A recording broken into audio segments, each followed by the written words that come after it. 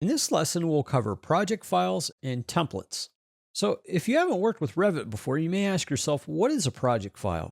Well, the project file is the actual file that you're designing, that three-dimensional model inside of Revit. Or some other tools may call it a drawing or a part.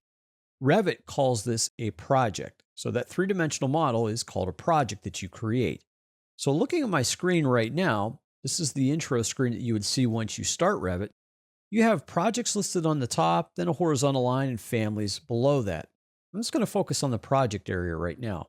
So on the very top, below projects, you have an open button.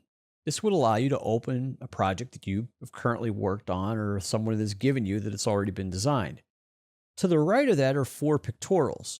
These little images represent the last four projects you open. Now that's based on default settings for Revit. You could simply click on one of these images and it would open up that project.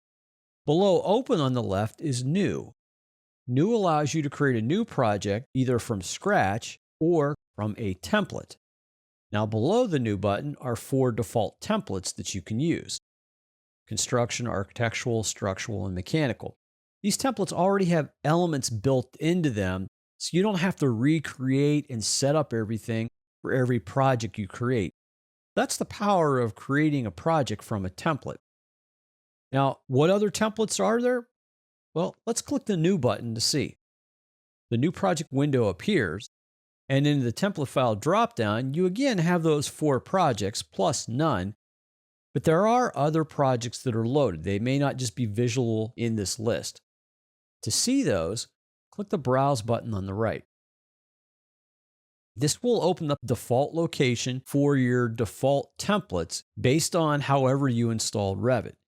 For example, the way I installed Revit was to use the imperial units or measurement system by default for any Revit project I create. So that means inches and feet.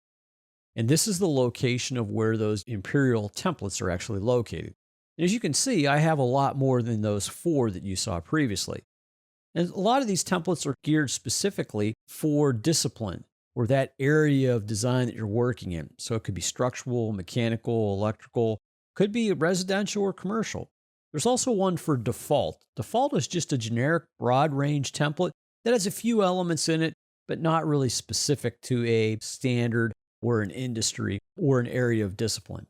So to create a project based on one of these templates, simply just click the template and then open. That'll put the template file in the actual dropdown so you see it here. And then project is highlighted for create new, and then I would just click OK. But I'm not going to do that just yet. Let's go back and look now where these project templates are stored at. So I'm going to click Browse again. Same list appears. One thing to note, the project files end in the extension RTE, and you can see that on the very bottom. So Revit template file ends in .rte. Now the location, again, depend upon what version of Windows you have and how you installed Revit. This location may vary, but the templates on my computer by default for a default installation would be under the C drive, Program Data, Autodesk, Revit 2015, Templates, and then in my case, US Imperial because Imperial units are default. You also have metric units too that could be installed, or they may be your default setting, again, depending upon how you installed Revit. To see those, I can simply click Templates, and now you have two folders. You may have more as well, again, depending on how you installed Revit. If I double click metric, I see the exact same templates as Imperial, but these carry the metric measurement system. So millimeters, meters, centimeters, and so forth. I'm going to go ahead and go back up again to templates and go back to Imperial.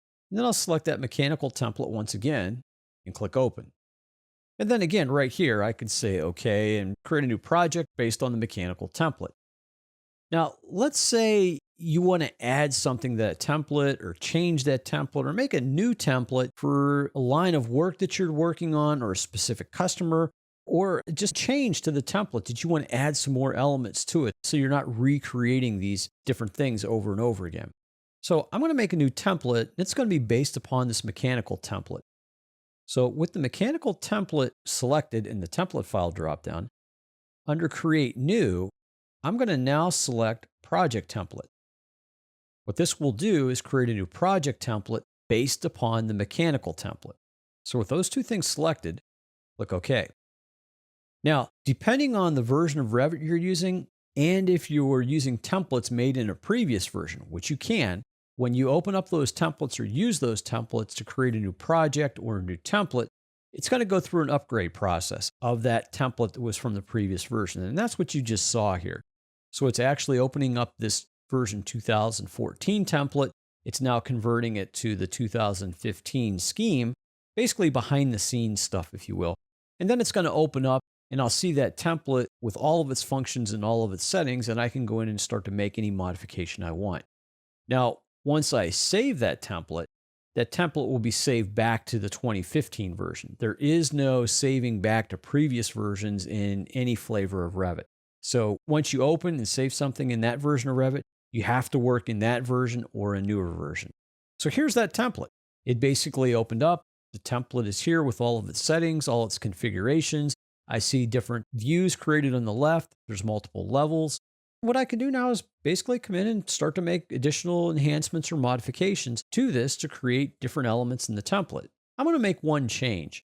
And instead of looking at the views by discipline, I'm going to go to my browser organization just by right-clicking views.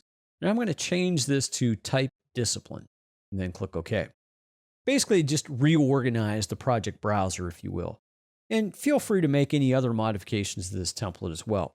Now, after you're done making the modifications to the template, we need to save it. So I'm going to go to the large R, preferably go to Save As, then Template.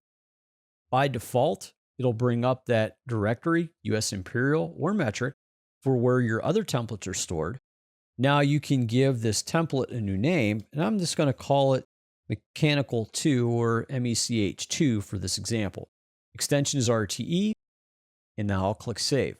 What it will do now is create a new template in that directory called MECH2, or whatever you choose to name it, and now it's ready for me to use for a new project.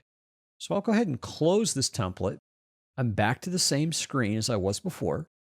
Under Projects, I'll click New. For my templates, if I click the drop down and I don't see it, I'll click Browse. And then in the list here, I see that new template I created, MECH2. I'll click Open. I'll say for Create New, create a project, and then click OK. Since that template's a 2015 version, it immediately opens a project. Everything is set and configured and already pre-populated based upon that template. I'm ready to start designing now in Revit. So again, this lesson was an overview of project files and templates and how templates can speed the use and design by reuse of data in your Revit projects.